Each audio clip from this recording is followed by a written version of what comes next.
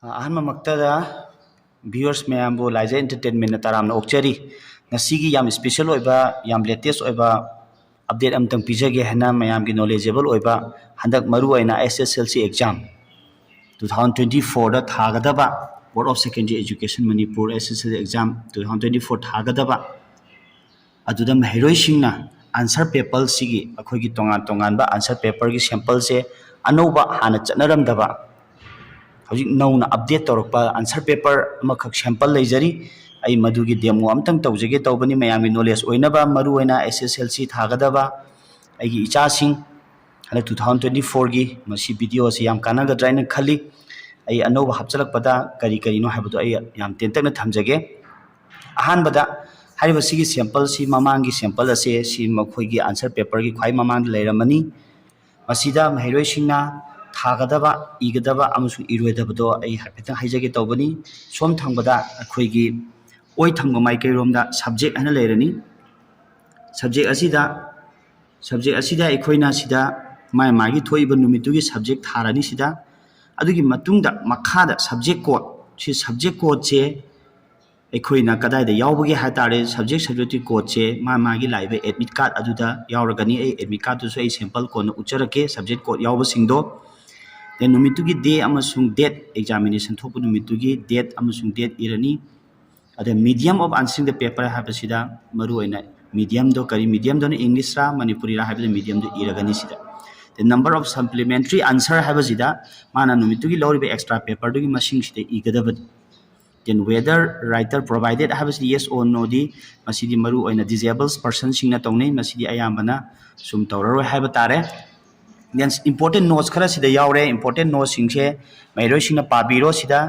aduga maru oina important notes ta mairoi singna khambi gadaba se sida maru oina sigi mapam point number 4 se khambi gadabani point number 4 sida akhui science amsu social science ki paper ahum tongan na geography civics economics ka aduga history ga leirani social science tana biochemistry physics leigani hariba tongan ba paper singshida tongan ba subject tharaga igadaban amada yanshanba yaroi kariguma yanshanba leiragadi hariba answer ado loroi haban sida iribase then maru oina mahiroi singna somgi part haiba tare saru adi thoiba somgi yet thangba saruk sida somgi sidani maru oina yam thaushana yam cheksinna tawgadabase somgi sarukshi maru oina hana sida candidate name in capital letter hari mahiroi adugi candidate mingdu capital letter da iragani sida iriba capital letter da iriba do sida letter du matuna darken tawgadabni sida darken tawbagi mawong do khoisum ayamana angang khangamani soidana लान तौब यादे दारकन तौब यादे सिगी Ming दारकन तौब से हाना यावरम दबनी हंदक Ming दारकन तौब मि यावरे सोम थंग सरुकता roll number digit मंगा के roll number अमख Amy card ते यावबनी मसा roll number दो इरा मथकते इरा मतुंगदा सिगी माई मापा दा खुदमना 0 हाय तारदी से 0 दा दारकन 3 हारगना 3 दा दारकन तौर मापा दा दारकन तौबनी याम चेक्सिना तौबियु सिगी थबा अनि जे देन मखा थंग सरुकता मरुएना सब्जेक्ट हायबम लेरे सिदा नुमितु सब्जेक्ट थारानी अदुग हंदक अनौब हापचलक अमा मैरोसिन खंगदबसे स्कूल नंबर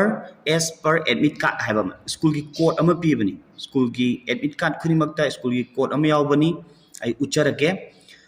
सिगी सिदा येंबियु आई सुम हाइजरके कोड नंबर दो एडमिट कार्ड खुनिमक्ते स्कूल अमा कोड मानदबनी अदुगी कोड तो सिदा एडमिट कार्ड तगी येंगागा इबिरो देन रोल नंबर सिदा वर्ड्स ता वाहिद थाबिरनी अरे फादर ममिंग अमा थाबिरनी सिदा हाना फादर ममिंग छु थादबनी मफम सिदा फादर नत्र गार्जियंस की मिंग हाबनी सिदा थाबिरनी अरोइबा सिगी ब्लैंक असिदना सिग्नेचर ऑफ कैंडिडेट अदुगी सिग्नेचर स्मॉल लेटर तारनी